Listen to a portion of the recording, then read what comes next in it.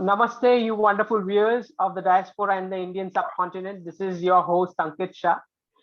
Today, we are honored to have Major General G.D. Bakshi ji with us.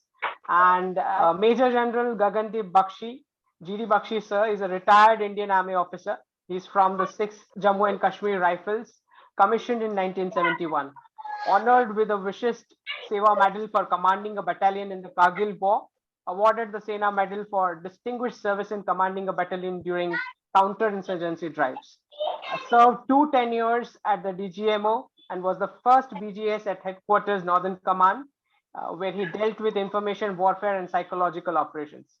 Sir, may I inform you that you are loved beyond borders for your exemplary contributions, sir. We will discuss today on the security impact of the Afghanistan crisis on LoC, as well as what could be the consequences at LoC indirect, and what's in it for India. As we begin, may I request your opening statements on the Afghan crisis and the evolving situation? What I would like to say at the outset is that Afghanistan is a rentier state. A rentier state is a state that lacks the integral or indigenous resources for nation state formation. These invariably have to come from outside. You see, the first state in Afghanistan in recent history was formed by Ahmad Shah Abdali. How was it formed? Nadir Shah was going back with caravans full of loot from his raid on Delhi, caravans full of loot. And Nadir Shah died in Afghanistan, and his armies were totally confused and scattered. And that is the time Ahmad Shah Abdali raided his caravans and stole a lot of gold and silver and jewels and all that. And with the help of that, he raised an Afghan army. With the help of that, he, attacked India. And subsequently, you find that the Afghan governments were funded by the British during the Great Game period. And then, post the Great Game period, 1979 onwards, they were funded by the Soviet Union. And once the Soviet Union left, they were funded by United States, Saudi Arabia, between them.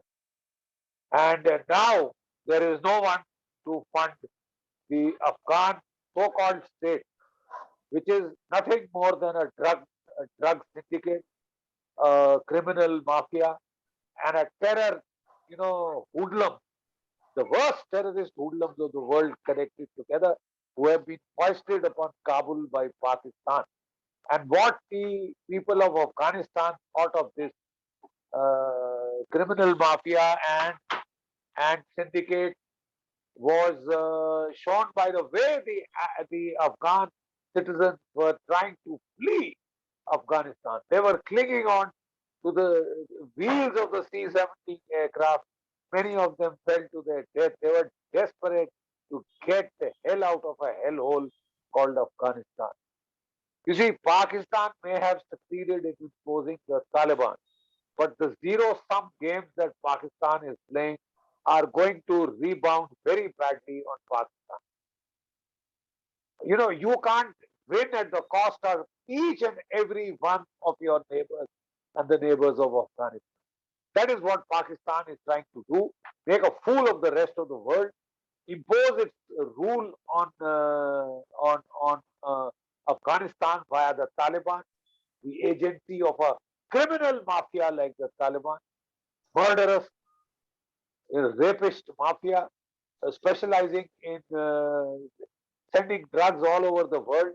And ever since they have taken charge, drug consignments were 3,500 tons, 2,500 kg. Such quantities are now they are trying to ship to India to create chaos and mayhem. But Pakistan has bitten off more than it can chew. Right? True, The true, sir. DGISI Lieutenant General Fahim Hamid, he went to Kabul Serena Hotel like some sort of a conquering hero. And in that country where the Sharia has been imposed, he sat and guzzled whiskey for 7 to 10 days. And he forced a government formation, of which the primary constituent were the Haqqani network. The Haqqanis, both the elder and the junior, are listed global terrorists. America has put a $5 million bounty on one and a $10 million bounty on the other. So have a whole lot of other countries, including Russia and India and so many countries of the globe. Now the result of this over smartness on the part of Pakistan to try and get a government in Kabul that it could control, run like a fiefdom, is that not even China and Pakistan have been able to recognize this Taliban mafia, this Haqqani mafia, this drug city. Not even Pakistan and China, who are supposed to be the greatest supporters. You leave any other country in the world, nobody is willing to recognize such a terrible, terrible criminal mafia, which has absolutely scorned the rights of women. They have kept them out of schools, they have kept them out of colleges, and the Taliban has made sure that no minorities, neither the Tajik, the Hazaras, the Uzbek, are able to get any foothold in the government. And True, the sir. Tajiks are already in revolt. The Uzbeks and the Hazaras are about to join. And there is already fighting in large parts of Afghanistan. The ISIS is letting off bombs every second, third day. They killed 180 people outside the Kabul airport, including 18 Marines. 13 Marines were killed, 18 were wounded. Sorry. And then they killed the Shias. And I mean, this is going to be a wild area. 90% of the Afghans have been driven below the poverty line. Winter is coming and they don't have food to eat. Unless the international community comes in via the UN to give them emergency food aid, people will start dying in their thousands in Afghanistan. They normally stock up for the winter. You forget stocking up, they don't have things to eat now. True. That is the pathetic condition to which Afghanistan has been reduced. It was the oldest nation state of Asia. It has been destroyed by Pakistan using the pretext of religion. They have True, sir. destroyed a nation and handed it over to murderers, torturers, killers, sadists, homosexuals, perverts. That is what Pakistan is ruled by. And there were people in India who were very keen to recognize the Taliban. Let us be the first to recognize the Taliban, they said. Let's get the first movers advantage. I mean, how stupid can you get? You think just because you can sweet talk the Taliban, your diplomats will go and talk sweetly to them, you will win the Taliban over, and then they will support you against Pakistan, which has raised them, trained them, funded them. They run their drug mafia for them. And you expect that, oh, we are so charismatic, our diplomats, that they will talk circles around the Taliban and win them over. Nonsense! The Taliban hates you. They are talking of Ghazwa Hind, and the more you pay them, they will use it again. True, sir. In February last year, I'll just finish. In February this year, we gave a ceasefire to Pakistan on the line of control. How abominably stupid could you get? That ceasefire was exploited by Pakistan's army to conquer Afghanistan. Was it our job to facilitate Pakistan's conquest of the Afghanistan? Tell me. Their entire 11 Corps was freed to send 3 SSG battalions, 3 Northern Light Infantry battalions, 1 armored regiment, artillery, 3 artillery regiments, and a whole caboodle of other, attack helicopters, etc., were sent from Peshawar-based corps to Afghanistan because India had said, go ahead, do what you want. So I don't understand whose side are we on. And now you forget Afghanistan. They have conquered Afghanistan. Now they have turned their full attention to Kashmir and Punjab. Now they are infiltrating, trying to infiltrate maximum via the line of control. Last 2 years, they were using drones, Chinese quadcopters and hexacopters to drop assault rifles, pistols, hand grenades, explosives, drugs, and money into Kashmir. Now they're doing it openly across the border. They started attacking our minority. And we are still persisting with that ceasefire. We want to play cricket. When 9 people have been shot, your minority, when about 11 of your security forces, your army people have been killed by these terrorists, this is the time you found to go on a love fest with Pakistan. This is the time we found to go and play cricket, to have a ceasefire, to invite the Pakistani NSA and the Taliban for talk. And we had a very principled policy. Terror and talks do not go together. How then have we started talking? Has terrorism stopped? It has intensified. It has increased.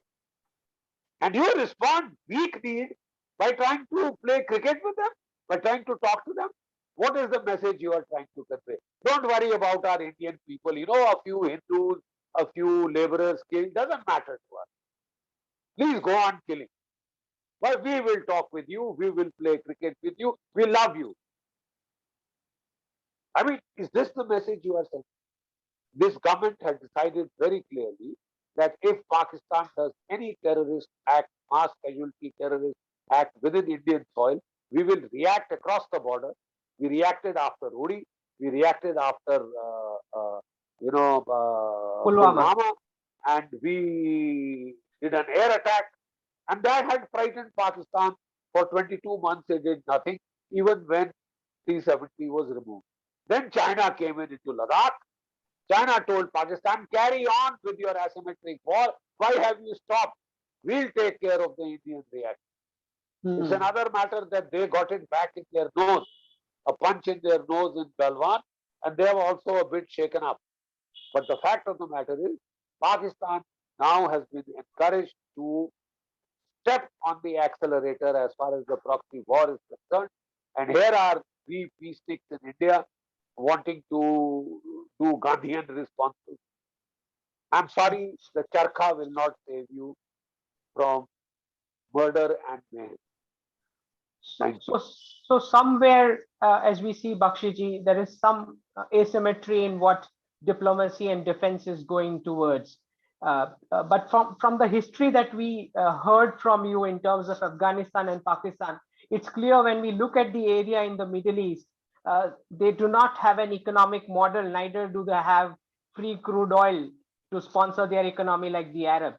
So if I take you back in 1911, when the British shifted India's capital from Kolkata to Delhi, the new capital had a lot of snakes. So the British government offered a scheme to the people. Whoever submits a dead snake gets some money. In no time, people started rearing snakes in their backyard, killed them, and started making money. The British government realized the mistake. It stopped the scheme. Due to lack of any incentive, the people released all the snakes they reared on the streets in the open. The problem of snakes at the end multiplied several times than before. This seems like exactly what we see with Pakistan. They have released the snakes in Afghanistan as the money flow ended. Now, who's going to take this economic burden of Pakistan and Afghanistan? Stories are rolling out that Pakistan is asking US to tame India in exchange for using its airspace. Does Pak airspace still have utility for US, or is it the last bickering? Look, I cannot understand there are such, massive think tanks in the United States. There is so much brain power on display. And they really, some of their institutions are worth emulating. But if with all this brain power, this was the kind of a withdrawal that they staged from Afghanistan, it is nothing short of a military disgrace. I do not know what bit Biden, but he went overboard. He told his military, you fooled Obama, you fooled others, you won't fool me. Get the hell out of Afghanistan. And the military complied. They got the hell out of Afghanistan. The military got out first, and then they said, we've left so many civilians there. And then there were 2,500 troops left in Afghanistan. Since 2014, all the heavy lifting in Afghanistan was being done by the Afghan army. From 2014 till date, the total number of American soldiers killed in Afghanistan was 99, which included those who had met accidents on the road, those who had had heart attacks or things like that. So there was no such panic to get the hell out of Afghanistan. After Yes. all, the United States has been holding Guantanamo Bay in Cuba for almost over a century now with a small footprint. So 2,500, what was the problem? I don't understand what was the problem for which they wanted to get the hell out of the Bagram air base, hand it over to China, and it. I mean, Joe Biden, when he was vice president, had gone to Pakistan. The Pakistanis, went overboard in trying to look after him and conferred upon him the highest civilian award of Afghanistan. And Joe Biden has been so smitten by Pakistan ever since that he's gone overboard. $80 billion worth of weapons he is left to be gifted via the Taliban to Afghanistan. I mean, what he's tried to do is to create mayhem for Chaos. India and for the Central Asian states around, and hopefully for China and Russia. I mean, he's tried to create chaos in the region because he couldn't care less. He just wanted his troops out. But what a way to get them out! America has disgraced itself, humiliated itself in the eyes of the world, and everybody is now saying the American movement is past. True. If America cannot deal with the Taliban, you think the Chinese are going to be scared? The Chinese will tomorrow be emboldened to take Taiwan, then act tough in South China Sea, with East China Sea, everywhere, act tough with India. Well, we will have to take care of ourselves. But the fact is, we can't make head or tail out of what the American policies are. And this love fest with Afghanistan, sorry, not with Afghanistan, with Pakistan, Pakistan. to Yes, anoint sir. Pakistan as the greatest superpower in South Asia. My foot, Pakistan is a state close to economic collapse, on the True, sir. verge of economic collapse. Gadhe bech rahe, gadhe. They are selling donkeys. They don't have enough to eat. Now they will take care of Afghanistan also. A rentier state, economic basket state, which unless you give $8 to $10 billion a year, you can't sustain a state in Afghanistan. America has frozen the assets of the Taliban. Let's see Pakistan support it. China was first willing to do so because it felt it could extract the minerals, the copper, the gold, the tungsten, and the other minerals required for electric car, lithium, and all these kind of things. But now it realizes that it would be stupid because there will be anarchy inside Afghanistan. The world can see that anarchy. Everybody who's anybody is killing. You think 70,000 Taliban can control Afghanistan, which 250,000 American troops could not? They'll be able to tame. They promised the world in Doha, oh, we will ensure that nobody uses Afghan soil for terrorist activity. What happened on 26th August? ISIS blasted the American Marines, killed 13 of them, 18 were wounded, and all America could do in a counter strike was to knock out some bloody car somewhere and then say, oh, these are civilians by mistake. So America, as you very rightly pointed out, needs some bases around. Why they gave up the base at Bagram, I don't know. But now they're desperately looking for bases. And of all the places, they're asking Pakistan to provide those bases. Pakistan is saying that if you want to have our air bases, give a kick to India. Show Yeah. India its place. Teach them a lesson. Make sure that we will keep killing Indians. They dare not react. They dare not react. And I am amazed to see that we are following that script. So, I mean, is India a major power? We profess to be a major power. Is this the level of our autarky, autonomy, ability to act to defend our interests? Or are we here to serve American interests? Mm. Pakistan tells America, give a kick to India and dutifully the Americans pile upon India, whom they next expect to fight with China on their behalf, if you please. Hmm. Oh. But they will not give us any weapon. If we are getting the S-400 from Russia, they will impose sanctions. I don't understand the logic of the actions of the United States, and I don't understand why we have to suck up to the United States. For what? Sir, it is true. The way they left Afghanistan, it's like a 30 minutes clean drive to Kabul, and the Afghan forces put down the arms. US left all the arms and ammunition for Taliban to use. It was like a red carpet welcome kind of an entry given to Taliban without any fight at all.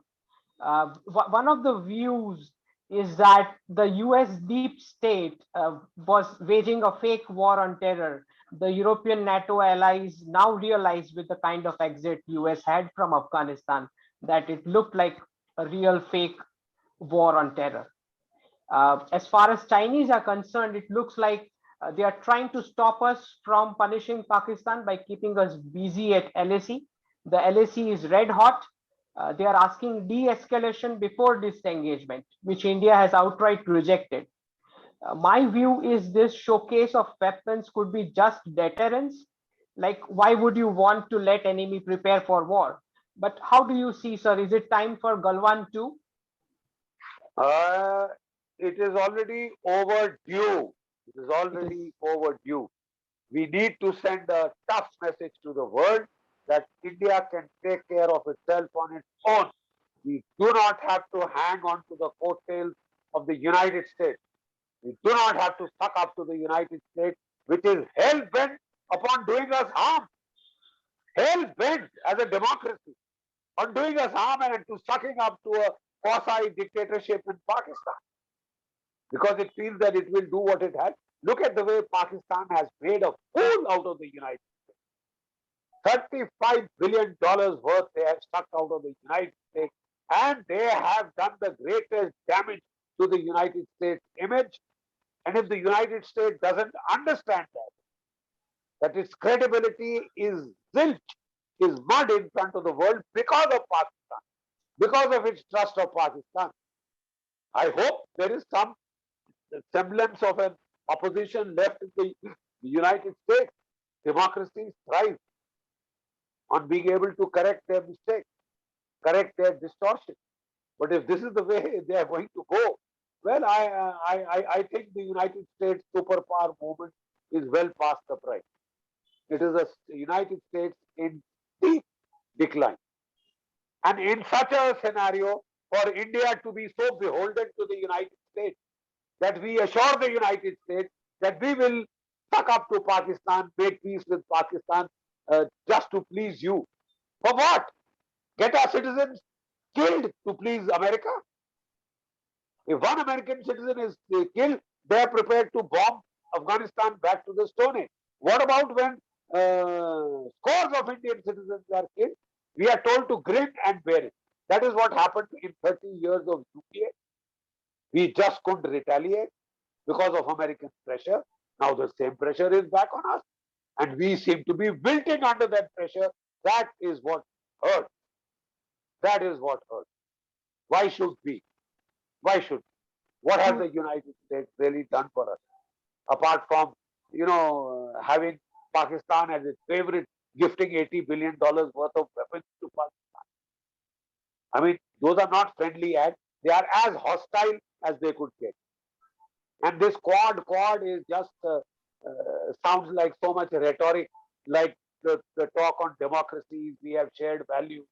All those shared values were fine, but they helped the military dictatorships in Pakistan militarily in terms of gifting equipment and arms, which we have to buy at hard cash. And even then, they're not prepared to sell us top of the line. They're not prepared to sell us F-35. Correct. They're not prepared to sell us any nuclear submarine. They're selling it to Australia. They're selling F-35s to Japan, but they're not prepared to sell it to you. They somehow seem to have to see that you must be kept a little below Pakistan in terms of weapons technology. That if that is the American attitude, then I think we need to come to some very sensible and logical conclusions now. Otherwise, it will be too late. True, sir. So the forces need to be allowed to celebrate Diwali on their own way. That's what the crux is. Absolutely. Every year, the Prime Minister used to go to the front line to celebrate Diwali with troops. We hope he will do that this year to send a message. Because unfortunately, what we are finding is that uh, all the economy is being exercised on the armed forces. They cut the armed forces. They are too big. They are too that. I'm sorry, sir. In Since this country became a republic, we have never had a more dire national security threat scenario than today. There is China, there is Pakistan, there is the Taliban, there is Turkey trying to behave like a superpower, trying to get its way into the Bagram airbase so that it can station fighters to intervene in an India-Pakistan clash. They want to send 3,000 Syrian fighters into Jammu and Kashmir. Inside the country, you have the Maoists, the jihadis. You're not prepared to use military force against the Maoists. You want to see that they keep going on and on and on for another couple of decades. And when China attacks you and Pakistan attacks you, that is the time they will try and do their bit to hit you from the rear. And in our Gandhian outlook, we want to make sure that we do nothing till it is too late. Sir, there is a dire need to sound a note of caution. We need to rapidly expand, not contract, not downsize, rapidly expand and modernize our armed forces if we want to survive as a civilization state. It is as dire as that. I hope the powers that be are listening to us. True, sir.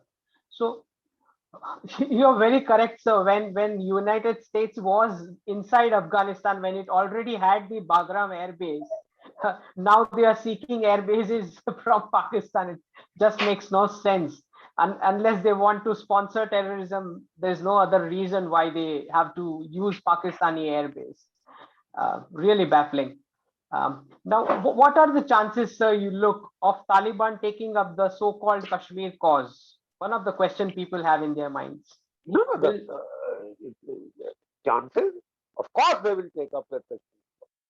When the Tajiks revolted in the Panjshir Valley, they asked Pakistan that you get the Tajik for us, that you get Ahmed Shah Masood Khan for us, and you get Amrullah Saleh for us, and we will help you in Kashmir. They've already promised this to Pakistan. The problem is it's not easy to get to Kashmir. There is a line of control. And if we continue giving a ceasefire, then they may have some chance of infiltrating. But if we open fire with our big guns, it's very difficult for anybody to get through in large numbers. So the Taliban, maybe they can pose an indirect threat. That threat is not so dire, but the psychological implications of that threat are quite high as far as your people are concerned. And if China comes in, Pakistan comes in, Taliban comes in, Turkey comes in, anybody else he wants to come in, then you are on your own. And if you have to fight on your own, you might as well get an armed forces which can deter or repel such aggression. That means you have to modernize your armed forces rapidly. You have to expand them. As far as America is concerned, America's design in getting out of Afghanistan was to try and curry favor with the Taliban, give them lots of money, and tell them, okay, go for China, go for Xinjiang, go for Russia, go for Tajikistan, Central Asian states, create mayhem there. But that is what they had tried even after the Soviets left. But what happened? The Taliban turned its guns on America. The biggest blowback in intelligence history of operations was Osama bin Laden, who was recruited by the CIA, attacking United States. I think it's quite likely to happen again. When you are over clever and you try to be more clever than you really should be, and you think that you can turn the Taliban now for a second time, against China and Russia. And after all, those people also have intelligence agencies. They're also there. I mean, there is so much of natural anger against the United States. United States is trying to withdraw, has withdrawn from Afghanistan, is trying to withdraw from the Middle East because it doesn't need Middle Eastern oil anymore. So it is trying to withdraw so that it doesn't give offense to the jihadis. And they hope that the jihadis will turn their anger against India, against China, against Russia, against Iran, everybody else but the United States. They hope it will work. They hoped last time also that it would work, and then we had 9/11. So I would not be too surprised if there is another 9/11, because if you try to be too clever by half, and you do things which are amoral, unprincipled, well then you may have to suffer the consequence. Why India has to suck up to a has-been superpower, I do not know. When the superpower is going all out to favor Pakistan and to cut us down to size. If you even read Superman comics in the US, you know what is they're showing? Superman intervenes on behalf of Pakistan in Kashmir, shoots down Indian fighter plane. If this is what they are telling their children, well, we need to take note. We need to take note. And then they expect us to fight China on their behalf, take casualties. You know, a fool and his money are soon parted. How much do you want to buy their equipment? I'm not sure if that equipment will work when the time comes. True. So I think it is now time to realize that we are absolutely on our own. But the good news is, sir, we are 1.4 billion people. We have the youngest population in the world. 50% Indians are below 25. Theoretically, we can raise the largest army, the largest air force, the largest navy in the bloody world. As it is, we have the second largest army, the fourth largest air force, the fifth largest navy. So we are capable of taking care of ourselves, providing we don't get onto our knees and start spinning the charkha. That will not save you. The charkha will not save you. It's about time that you realize that. You change your mindset. Like the Israelis, the Jews saved themselves by fighting back. I'm afraid Hinduism and the Indic civilization will have to do precisely that. They'll have to fight back and give it back to those who try and harm India. We can't suck up to them. We have to give it back. True, Bakshi ji. Great listening you. We look forward to hear more and more from you. Jai Bharat. Jai Hind. Jai Hind, sir. Jai Hind. Subscribe to the Sanatan Shakti channel. We are going to bring in more and more experts, elders, veterans, all who represent our Indic civilization, work for the Indic civilization, and looking forward to making India stronger. More such programs. Please subscribe and join us. Thank you.